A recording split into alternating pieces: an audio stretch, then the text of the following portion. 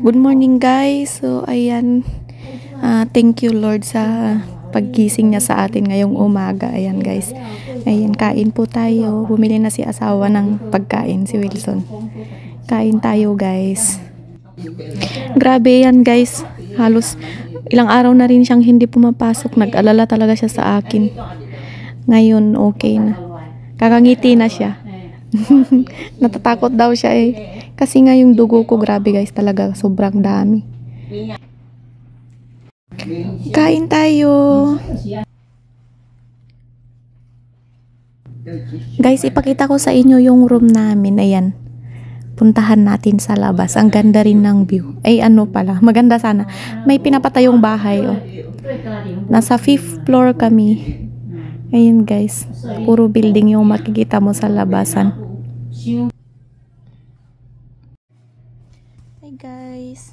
So ngayon February 21. So bali kahapon yung surgery ko guys.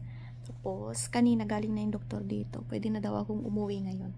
Kasi yung yung dugo hindi namin na siya sobrang dami. Halos wala na.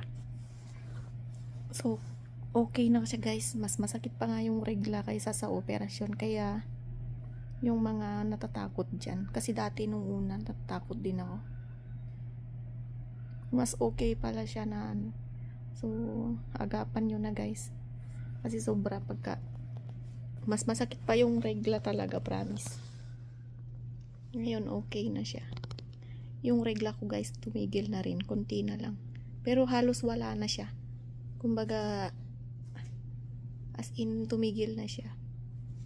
Ayun guys, update ko kayo mamaya guys pag nakalabas na kami. Naantay ko lang yung papers na ibibigay para makauwi na kami. Ayan guys, dumating na yung bill natin. Ito lahat yung binayaran namin sa hospital. So kukunin na lang daw niya yung gamot ko tapos pwede na kaming umalis. Sa Miyerkules balik daw kami ulit.